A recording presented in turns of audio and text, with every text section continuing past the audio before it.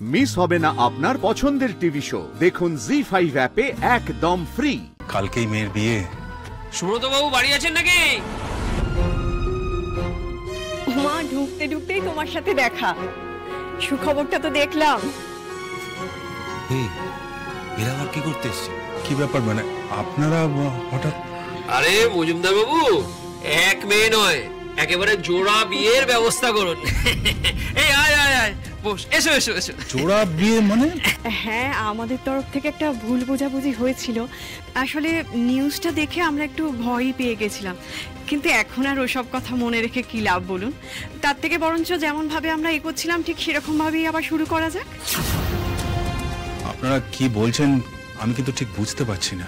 আরে এতে বোঝার কি আছে, মানে আমাদের ছেলের সাথে আপনার বড় মেয়ে কাকুইয়ের বিয়েটা হয়ে যাক, দিনক্ষণ তো সব ঠিক করা আছে, সেদিনই হোক।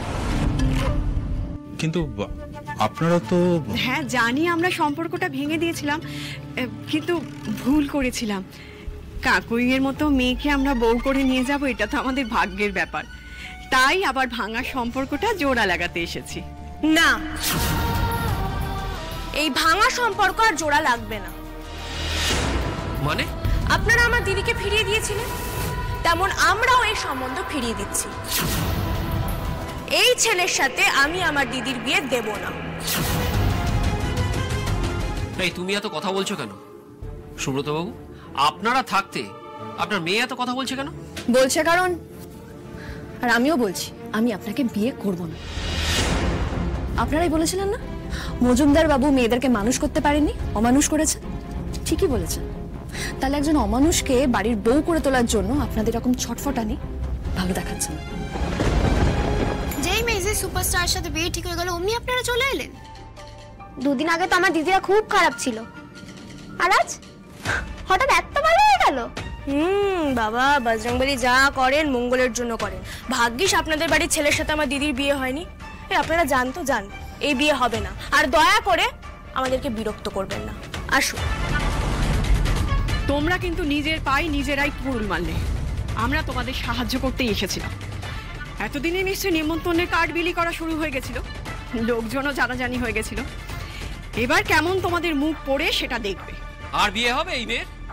হবে না তো হবে না, আমরা বুঝে নেব, কিন্তু আপনাদের বাড়ির ছেলের সাথে বিয়ে দেব না। আসুন না আপনারা। কাজটা কিন্তু আপনারা ভালো করলেন না। সাক্ষ্যজিদের ভাইরা ভাই হতে পারবেন শুনে মন একদম লাফিয়ে উঠছে না? এরকম লোভী মেরুদণ্ডহীন ছেলের সাথে বিয়ে করার থেকে ভালো আমি সারা জীবন ঘরে বসে থাকবো।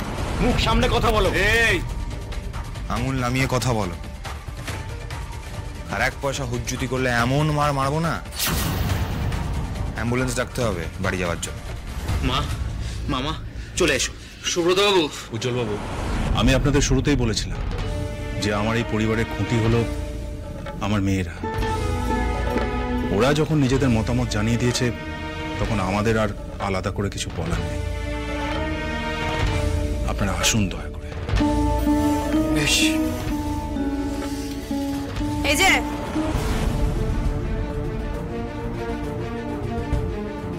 দেখেছিস, আমরা ঠিক মেয়েকেই বাড়ির বউ করে ঘরে নিয়ে যাচ্ছি। এইরকম একটা বেঁধে বেঁধে থাকা পরিবারের মেয়েই পারবে আমাদের দাদু ভাইকে বেঁধে রাখতে, বুঝেছিস? জি5 ডাউনলোড করুন আর সব এপিসোড দেখুন একদম ফ্রি।